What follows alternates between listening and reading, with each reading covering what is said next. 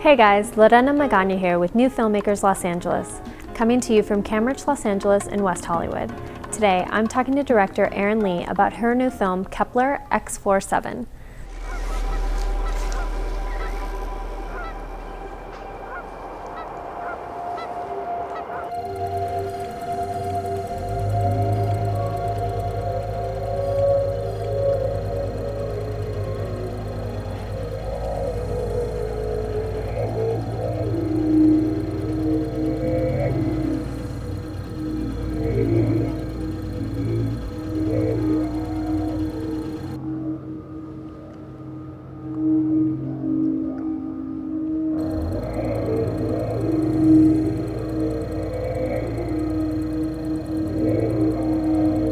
Hi Erin, how are you? Good, how are you? I'm great.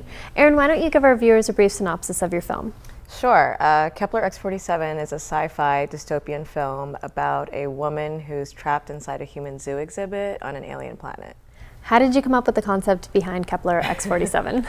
Well, I was actually at MoCA downtown, and I saw this exhibit of Californian artists. And there was this one artist named Lowell Darling who was a performance artist who ran for mayor of Los Angeles, and one of his proposals was to free all the animals in the zoo and replace them with humans who are unemployed or homeless. So I thought that concept of a human zoo was really interesting. Now, it's a very stylized piece, and even down to the style of dress.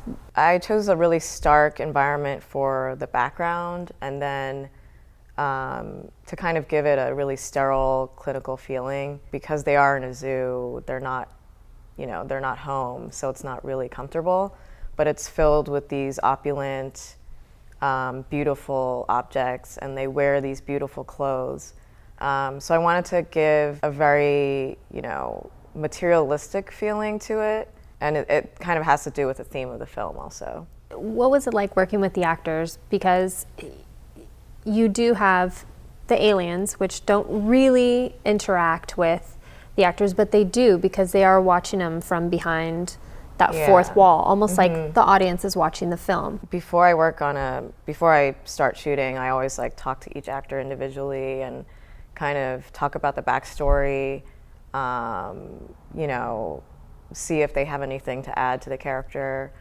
They sometimes rehearse a scene from the past, or a scene in the future, or a scene before the movie starts, or a scene immediately after the movie ends. So it just depends on each character. Is it just me as a movie watcher, or did you sort of allude to a possible love story between the two of the people in the exhibit?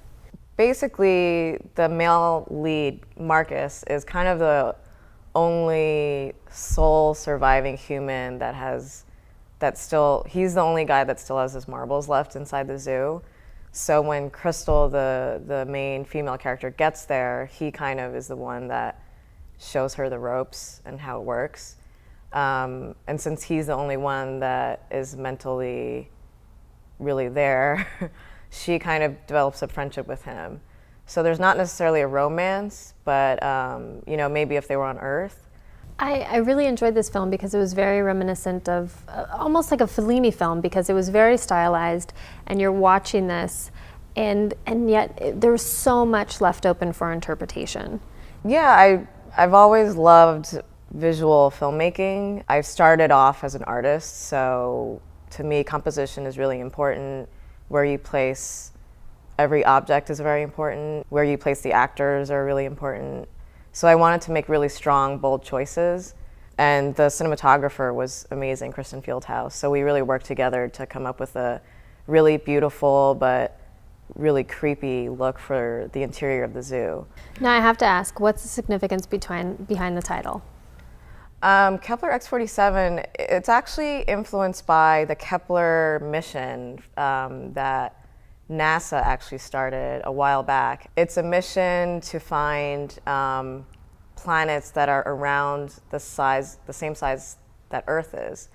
Planets that potentially we could live on. It's a backstory that stretches far beyond the short film, but maybe humans, you know, came across these aliens when they were searching for this planet to live on.